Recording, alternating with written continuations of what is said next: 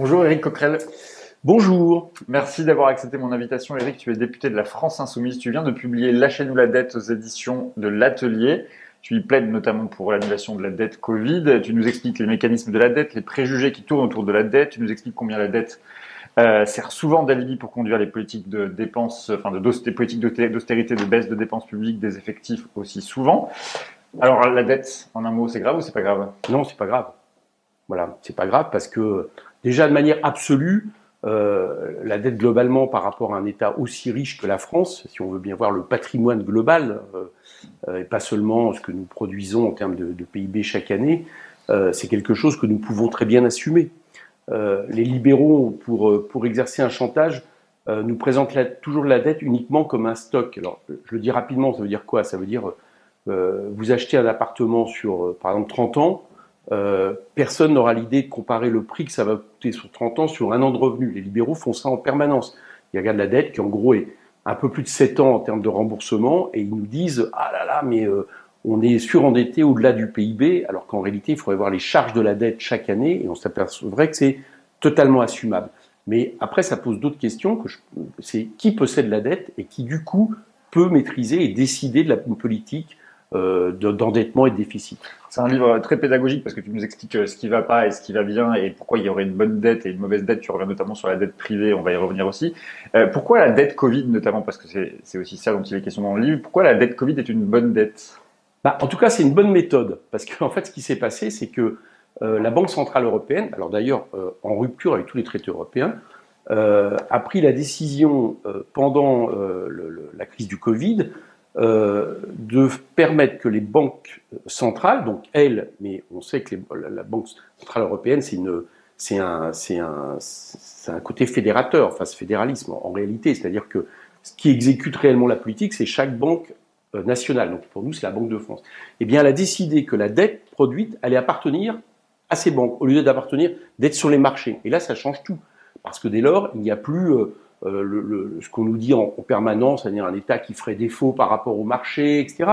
Donc la dette, c'est quelque part, si on décide d'annuler cette dette, on ne fera défaut qu'à nous-mêmes. Bon. Et donc cette méthode est une bonne méthode. J'y reviendrai parce que je propose que finalement elle soit appliquée pour la dette de manière globale, mais au moins celle-là, cette dette qui représente à peu près 20% de notre dette, qui est à peu près de 700 milliards aujourd'hui, qui n'a d'ailleurs pas été utilisée entièrement par le gouvernement, le potentiel, eh bien on pourrait l'annuler sans trop de douleur, si ce n'est un petit peu d'inflation supplémentaire. Tu parles de dette illégitime. C'est quoi cette dette illégitime et surtout qui détient la dette?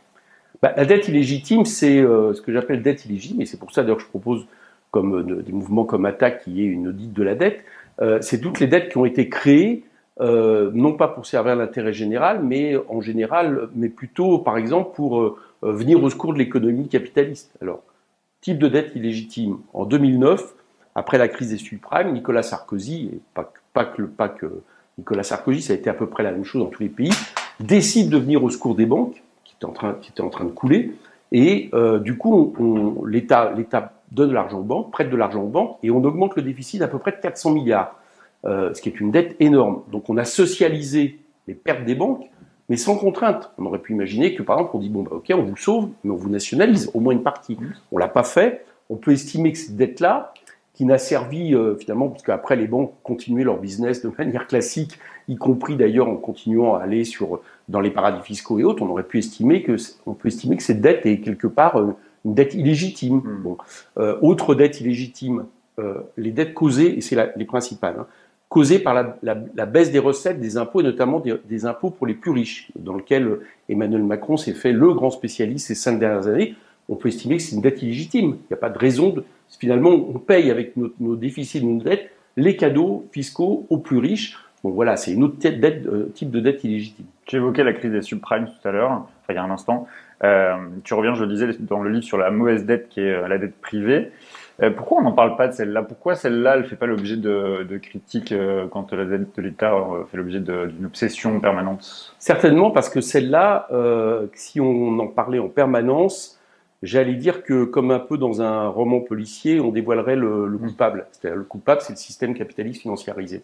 La dette privée, en gros, c'est quoi? C'est tout ce qui fait que nos concitoyens s'endettent, font des crédits, parce que à force de baisser le prix du travail en faveur du prix du capital, eh bien, pour continuer à consommer, on les contraint à prendre des crédits de plus en plus dangereux. C'est typiquement la crise des subprimes en Angleterre, aux États-Unis, pardon, où il y a eu des emprunts absolument léonins pour pouvoir continuer à acheter des maisons, et puis à un moment donné, ça explose. Donc la dette privée, non seulement, elle est en réalité le révélateur, j'allais dire, du rapport de force entre le capital et le travail, si on peut bien chercher, et puis surtout, elle est d'un danger permanent, parce que c'est là, pour le coup, que le système se met en danger, et on peut estimer que c'est aussi l'explication de crises récurrentes. Il y a eu 2008-2009. Celle qu'on vit actuellement n'est pas tout à fait de même essence, parce que là, pour le coup, on a une crise économique réelle de baisse de la production du fait du Covid, mais les dettes privées à nouveau exploseront dans l'avenir et avec les mêmes conséquences que 2008-2009. Comment on annule la dette? On décide de ne pas rembourser la dette, c'est l'État qui le décide, ou est-ce que on propose de renégocier les taux d'intérêt, on propose de différer le remboursement? C'est quoi concrètement, comment ça se passe, une annulation de dette? Alors, en l'occurrence, il y a deux façons d'annuler la dette, et j'en parle dans le livre parce qu'il y a eu un moment un débat entre les économistes antilibéraux. Il y a une façon, j'allais dire, indolore, pratiquement, et qui pourrait presque passer inaperçue, et d'ailleurs qui est aussi proposée par des gens comme Minc, etc., qui est l'idée qu'on laisse rouler la dette de manière éternelle. C'est-à-dire, on n'en parle pas, on la laisse rouler, on crée des taux nuls, voire des taux négatifs, et elle va s'éteindre d'elle-même. Bon. C'est une proposition qui aura à peu près les mêmes conséquences que l'annulation de la dette, très franchement. C'est-à-dire que, au lieu de nous faire le chantage, on y reviendra après, que veut nous faire le gouvernement pour les années à venir de remboursement à tout prix de cette dette, eh bien, on la passe, on la met de côté, quoi. Bon. Et puis, il y a une autre manière qui est de créer, en fait, de la masse monétaire équivalente à la dette. C'est-à-dire qu'on va racheter la dette, ça va créer un peu d'inflation, mais là, tous les spécialistes, libéraux compris, sont d'accord pour dire que dans la période, ça sera quelque chose de très faible. Et moi, j'y vois un intérêt. Je préfère cette façon de faire pour une raison, c'est que d'abord, la dette n'existera plus, donc elle ne pourra plus être réutilisée pour des chantages. Deuxièmement, parce qu'aujourd'hui, dans le rapport de force, c'est quand même l'Union européenne, la BCE qui décide, et donc ils peuvent à un moment donné décider de nous obliger à utiliser autrement cette dette, à la rembourser. Il y a des contraintes qui peuvent être faites. Et puis moi, ce que j'aime bien dans la question de l'annulation de la dette, c'est que c'est pédagogique. Ça montre que si le politique reprend le pouvoir sur cette question, c'est-à-dire en gros la souveraineté du peuple et non pas celle des marchés, on peut décider à un moment donné d'annuler la dette, de la prolonger. Enfin, on change totalement notre vision par rapport à la question de la dette. C'est pour ça que, en l'occurrence, je me range plutôt du côté de ceux qui disent cette dette Covid qui a été créée pour réagir aux conséquences du Covid, qui a une méthode particulière parce qu'elle nous appartient à nous-mêmes, eh bien, on peut décider de l'annuler. Je te fais remarquer que, par exemple, dans l'histoire, il y a eu d'autres annulations de dettes. Ne serait-ce que l'Allemagne, après la Deuxième Guerre mondiale, sa dette a été annulée. Tu prenais l'exemple tout à l'heure là pour montrer comment fonctionne dans la tête des libéraux parfois la logique qui leur fait dire qu'aujourd'hui la dette ce serait une catastrophe, et tu le ramenais au budget d'un ménage qui aurait emprunté pour acheter un appartement sur plusieurs années. Est-ce que tu crois aujourd'hui que ce discours, en tout cas cette proposition d'annuler la dette, peut passer comme étant quelque chose de crédible, justement, précisément, si tu rapportes ça au ménage, et tu te dis peut-être, bah moi, en tant que ménage, je vais décider d'annuler ma dette que j'ai sur l'emprunt de mon appartement. Est-ce que ça paraît crédible, justement? Alors, en l'occurrence, là, ta première question était sur la dette en général. Alors, sur la dette en général, non, ça apparaîtra pas comme crédible. Donc, sur la dette globale, je propose d'autres solutions, on y viendra après. C'est-à-dire celle qui est possédée justement à un moment donné par les marchés financiers aujourd'hui. Mais la dette Covid, c'est celle-là que je propose d'annuler parce que celle-là, c'est un peu comme si un ménage possédait lui-même sa propre dette. Enfin, là, je rentre dans des comparaisons qui sont plus très pédagogiques, mais qu'on comprenne bien, là, cette dette-là, elle n'est pas possédée, j'allais dire, par un institut bancaire à laquelle, si on fait défaut, eh bien, elle va pouvoir taper du poing sur la table et nous dire attention, vous ne payez pas. Donc on va vous ruiner. Puis il y a une deuxième différence, et c'est là où la comparaison avec les ménages est un peu problématique, c'est que un ménage n'a pas le patrimoine qu'a la France à un moment donné pour faire face à une dette et pour, j'allais dire, avoir un rapport de force par rapport aux créditeurs. C'est pour des raisons que chacun comprendra. Si un ménage ne paye pas sa dette, effectivement, au bout d'un moment, ses intérêts, il peut être étranglé, il peut y avoir une hypothèque, etc. On n'est pas du tout en ce cas-là vis-à-vis des États. Les États, il faut bien comprendre une chose, c'est qu'aujourd'hui, les investisseurs ne rêvent que d'une chose, c'est de prêter aux États. Parce que dans la situation actuelle, un État, c'est solide. c'est un tel patrimoine que bon, bah, c'est quelque chose qui ne met pas en danger le placement. C'est ça la situation. Justement, les libéraux, ils vont expliquer toujours que si on annule la dette, les banques ne prêteront plus aux États, ou justement, tu l'évoquais, il peut y avoir aussi l'inflation qui peut être qui peut faire office d'épouvantail, comme tu l'écris dans le livre. Est-ce qu'un État peut être en faillite? Est-ce que le cas de la Grèce a des choses à nous enseigner justement sur l'annulation de la dette? Oui, mais la France ne peut pas être en faillite.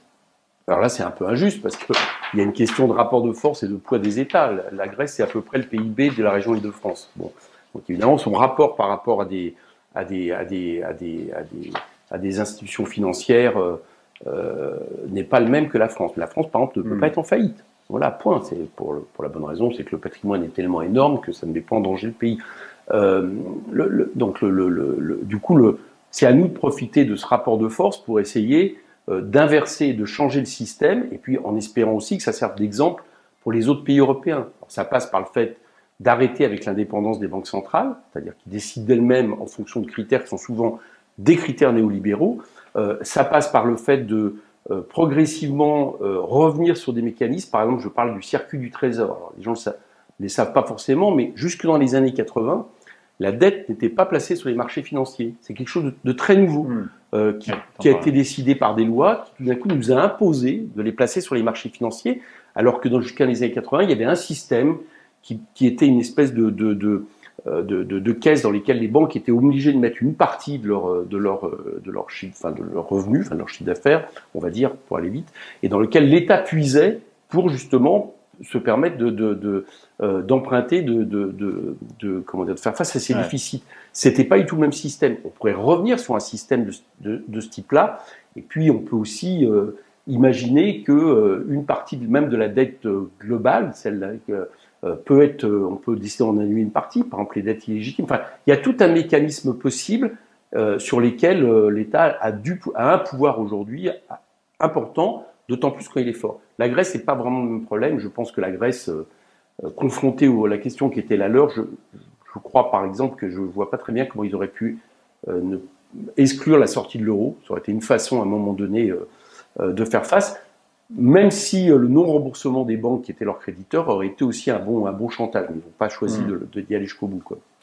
Pendant des décennies, on nous a expliqué qu'on ne pouvait pas dépenser, qu'il fallait faire des économies, mener des politiques d'austérité en faisant le quoi qu'il en coûte, en mettant un plan de relance à l'échelle européenne. Les libéraux à l'œuvre en Europe. Est-ce qu'ils se sont déjugés en faisant ça? En tout cas, ils ont rompu avec les traités. Ça, c'est sûr. Déjà, c'est intéressant. Parce que tout ce que je propose, tout ce que nous proposons à travers la question d'annuler la dette ou de changer la règle, ça rompt avec les traités. Et on l'assume. Mais eux l'ont fait aussi. Donc ils ont bien été obligés de le faire. Pourquoi? Parce que l'État, qui est un gueux vilipendé par les libéraux à longueur de temps, quand d'un coup les choses vont mal, il vaut mieux qu'il soit là pour aider. C'est encore une valeur refuge qui permet de tenir. Mais notons une chose, en France, on a très peu utilisé la dette Covid.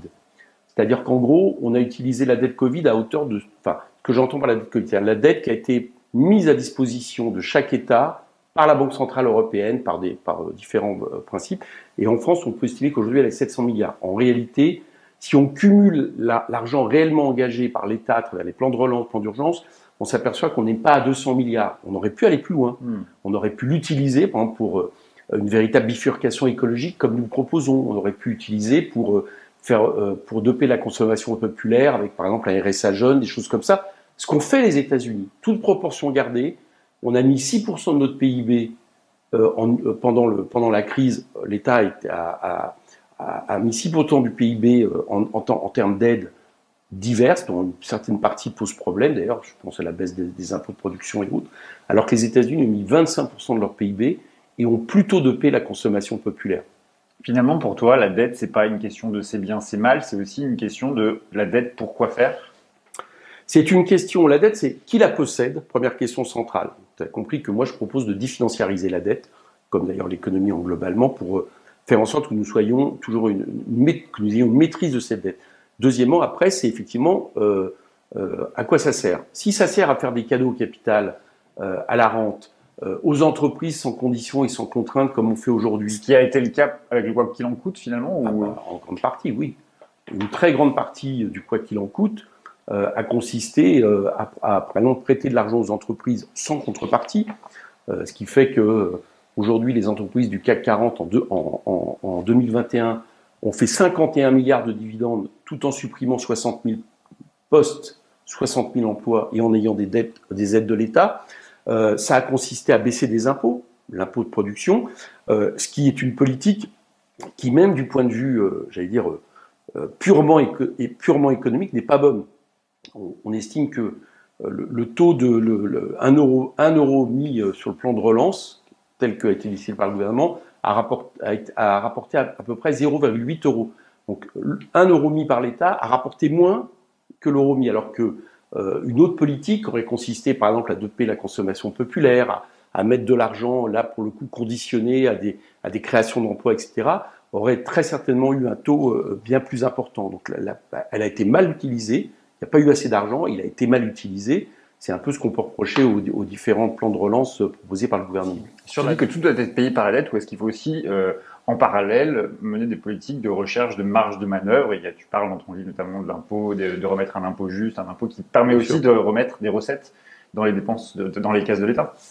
Ah ben, ça, nous, on a calculé, on a fait un contre-budget, comme chaque année, je parle du groupe France Insoumise, avec des mesures fiscales, revenir à l'ISF et faire un ISF progressif, en finir la flat tax, aller chercher les niches fiscales qui sont à la fois polluantes et qui sont des cadeaux sans aucune contrepartie, taper sur l'évasion fiscale à travers un impôt universel sur les entreprises. Enfin, je ne vais pas te détailler tout ça, mais on a calculé qu'on récupérait facilement 120 milliards d'euros par an. Déjà, tu as des marges de manœuvre, notamment pour la question de transition écologique. Donc, on peut estimer qu'à minima, il manque 60 milliards par an. Ça, c'est l'INSEE qui a fait ce calcul. Et puis, deuxième chose, à partir du moment où tu fais ça, effectivement, il y a par contre de continuer à s'endetter pour une bonne dette. Alors, la bonne dette, c'est quoi? Chacun le comprendra. C'est que si tu décides d'investir sur quelque chose qui va te servir pendant 20 ans, c'est normal que tu l'échelonnes sur 20 ans à payer, que tu ne la payes pas sur un an. Voilà, ça c'est de la bonne dette, il faut continuer à le faire. Et je pense qu'avec ces deux mécanismes, à la fois un mécanisme fiscal, une révolution fiscale qui permet de ramener de l'argent et en plus de mieux redistribuer les richesses, deuxièmement avec la question de la dette, plus une politique économique qui crée de l'emploi, donc qui va ramener des cotisations, qui va ramener des impôts, je pense qu'on aura des résultats bien meilleurs qu'aujourd'hui les libéraux nous proposent. Si les libéraux, ça va être un des enjeux de la présidentielle, si les libéraux devaient gagner l'élection présidentielle, si Emmanuel Macron devait être reconduit, qui va payer la dette? Et bien justement, c'est une des raisons de ce livre, parce que pendant la crise, en gros, les libéraux ont fait le gros dos, comme ils le font à chaque crise. Hein. Je rappelle qu'en 2009, Nicolas Sarkozy dit, en 2010, Nicolas Sarkozy dit, on ne peut rien exclure même de nationaliser les banques. Inutile de dire qu'il a fait tout l'inverse.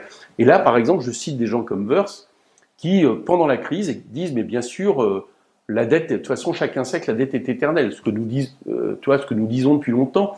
Et là, tout d'un coup, il n'y avait plus cette espèce de chantage. Mais ils sont vite revenus à l'offensive. Et ce qu'ils proposent pour les 5 ans à venir est très simple, c'est une baisse historique des dépenses publiques.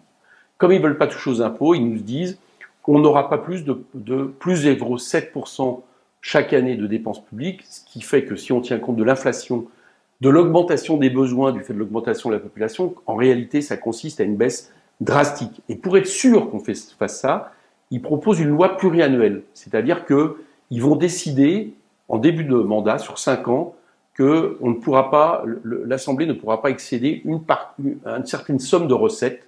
Elle sera donc cadenassée, elle a le cadenas de la règle d'or européenne, elle aura un double cadenas, qui d'ailleurs est un problème démocratique.